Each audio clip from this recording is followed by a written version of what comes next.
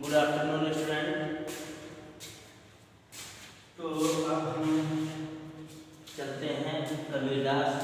तो कबीरदास कक्षा 9 में कबीरदास का नाम कक्षा 9 पीरियड से ये सब नई नई बातें हैं। कबीरदास और तुलसीदास, रहीमदास, ठीक है, मलिक मोहम्मद जैसी सब नाम जो है नए नए, क्योंकि कक्षा 8 तक जो है वो हिंदी ऐसे पढ़ाई जाती है और जो है कक्षा 9 से जो थोड़ा प्लेन हिंदी चलती है।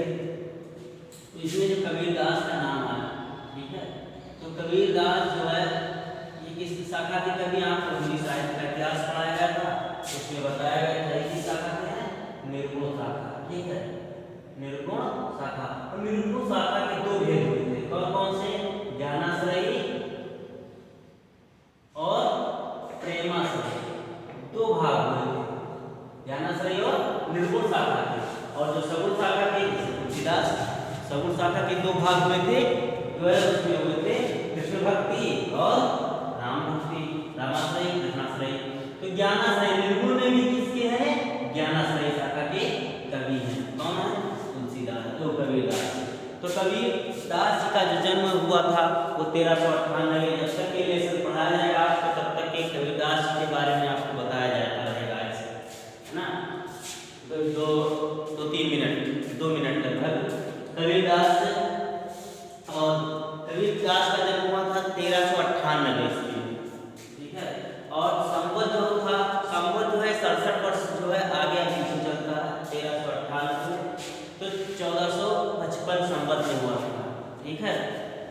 फिर उसके बाद जो है लहरदारा तालाब के किनारे मिले थे और इनका पालन पोषण नीलू और रीमा नाम के दुल्हे ने इनका पालन पोषण किया था। और उनके साथ विवाह हुआ लोई नाम की स्त्री के साथ। और फिर जो है उनके 2 बच्चे थे, एक पुत्र और एक पुत्री, तो उनका नाम था कमाल और कमाली। और फिर इनकी रचनाएं हैं, तो रचनाएं इनकी केवल है बीजक है। रचना क्या है, एक है बीजक।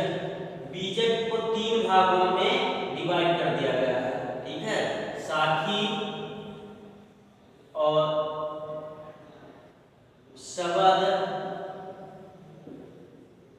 रमणी, साखी शबद रमणी, ये 3 भागों में डिवाइड कर दिया गया है, ठीक है। तो बीजक जो है इसका मुख्य संग्रह है, उसी के अंतर्गत जितनी भी रचनाएं हैं इनकी वो इसके अंतर्गत है, ठीक। फिर उसके बाद जो साखी आपके शीर्षक में दिया गया है कबीरदास के द्वारा, तो आपको एक दोहा पढ़ाया गया था, दूसरा दोहा, तीसरा दोहा जो भी है वो आपको आज एक दोहा प्रतिदिन आपको पढ़ाया जाएगा। लिखा, राम नाम के पट तरे देवे को बसनान और क्या ले संतोष ये हौस रही मनमान। ये लिखा हुआ है, इसके अंतर्गत डॉट डॉट करके इसकी व्याख्या करते हैं। तो लिखा है कि संत कबीरदास जी कहते हैं, संत कबीरदास जी कहते हैं कि मेरे गुरु ने जो राम नाम का महत्व समझाया, कह रहे हैं मेरे गुरु ने जो मुझे राम नाम के बारे में समझाया, ज्ञान कराया, राम नाम से अवगत कराया, तो वह अमूल्य है।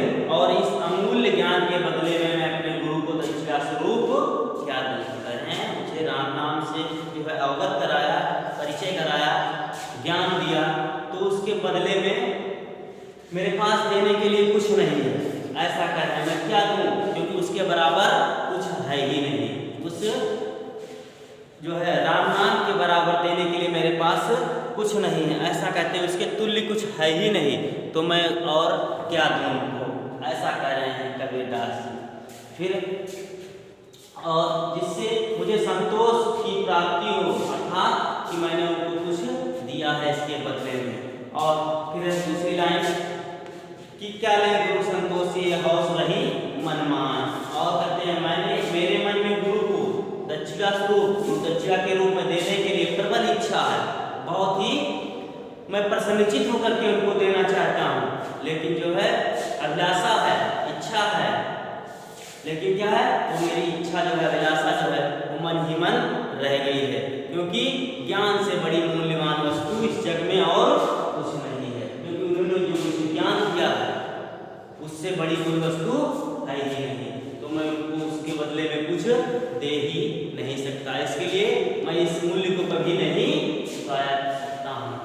उन्होंने मुझे ज्ञान दिया और राम नाम से अवगत कराया, परिचय कराया, तो मैं इसके बदले में मेरे पास देने के लिए कुछ नहीं है, क्योंकि वो एक अनमोल वस्तु है और उसको मैं उसके बदले में और कुछ मैं नहीं दे सकता हूँ। ऐसा कह रहे हैं, क्योंकि वो ज्ञान को सबसे ज़्यादा महत्व देते हैं। तो ये क्या है, ज्ञानाश्रय शाखा के कवि हैं, कबीरदास जी, है ना। तो जब भी पूछा जाए किस शाखा के कवि हैं, तो सगुण निर्गुण शाखा का और निर्गुण शाखा के अंतर्गत अगर पूछा जाए तो ज्ञानाश्रय शाखा के जो है ये कवि हैं। तो इसमें ये बताया गया है इस दोहे में। और जो है भाषा इनकी जो है सदुक्कड़ी है।